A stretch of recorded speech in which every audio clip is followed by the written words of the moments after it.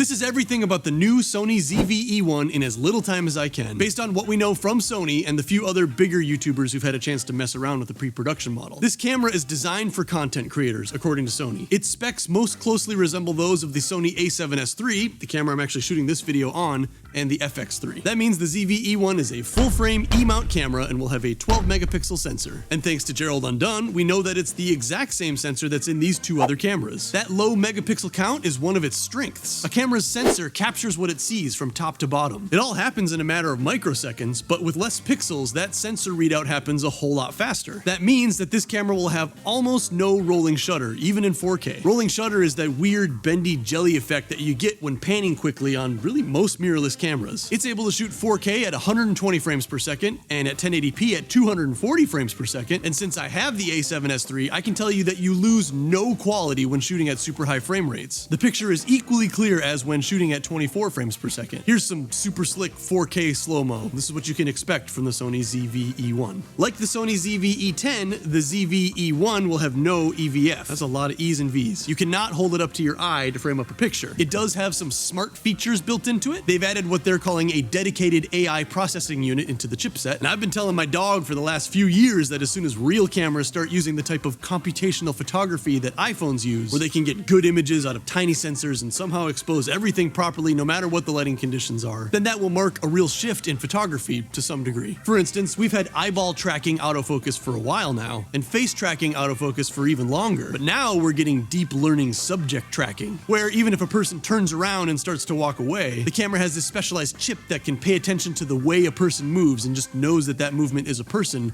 and it can keep focus on them. Also, taking a tip from the Apple Studio Monitor's FaceTime abilities, the new ZV-E1 can dynamically reframe you in a shot. So if you're using it as a webcam, it'll zoom in using clear image zoom, so you take up the whole frame. But if you lean over to one side, it'll track your movement and pan the image over to keep you in the center of the frame. With that same superpower, it'll recognize if a second person enters the frame, and it'll zoom out the picture to put them in the frame. It'll make adjustments to the aperture to deepen the plane of focus and make sure you're both in focus. I just said focus a lot of times. And you can even tell your camera which person to prioritize. So if the person sitting next to you were to move too far and they go out of the frame of the camera, it'll make sure to keep the priority subject in frame. Pretty sweet little camera operator type tricks, especially if you're using this camera as a webcam. It comes with that product showcase feature, so you can tell your camera to recognize when you hold something up, and your camera will pull focus onto that object that you're holding up, for instances when you're making a review and you have a lens on with a really shallow depth of field. You won't really need to understand how to use a pro camera either. Like the ZV-E10, the ZV-E1 comes with a bokeh button to automatically set the camera with its widest aperture setting and then compensate the shutter speed and ISO for you so that you can blur out the background without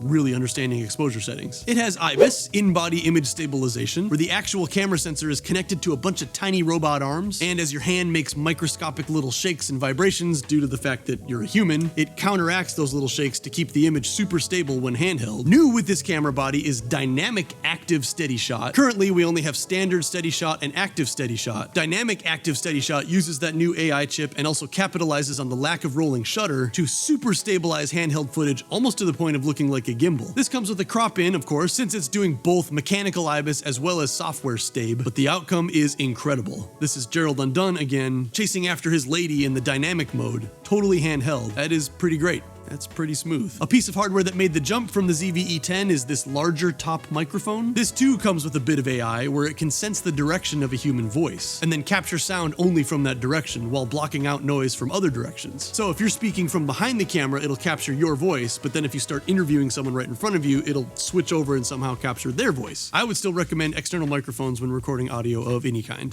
The ZV-E1 uses the same Z battery as the other current gen Sony cameras. So if you already have another Sony camera, that's a handy little bit because you probably have a few of these things laying around. It'll shoot in 10-bit color up to 600 megabytes per second. It can plug into your computer through USB-C and work as a webcam without any other software. It can output full resolution HDMI to an external recorder. Although like this guy, it is a micro HDMI port instead of a full-size port, which I don't personally like. I always feel like I'm gonna bend the little microscopic pins in there, but it functions exactly the same. It has a separate mic in and headphone out port for monitoring audio. It really is basically a Sony A7S3, but for $1,500 cheaper, just without an EVF. The only apparent downside is overheating. It looks like you cannot record indefinitely in 4K 60 without eventually overheating the camera. Probably because the thing is so small, it's the same size as this little guy, and it can't quite shed the thermal load of this new processor that's so strong for all of this video stuff. But then again, that's on a pre-production model handled by Gerald Undone, and it's possible they will have figured out a fix for that by the time of final release. So for YouTube channels and video-focused content creators, it would appear that this will be the camera for 2023. I will say, I do not use the viewfinder on my A7S III really at all, and the picture quality that comes out of this thing is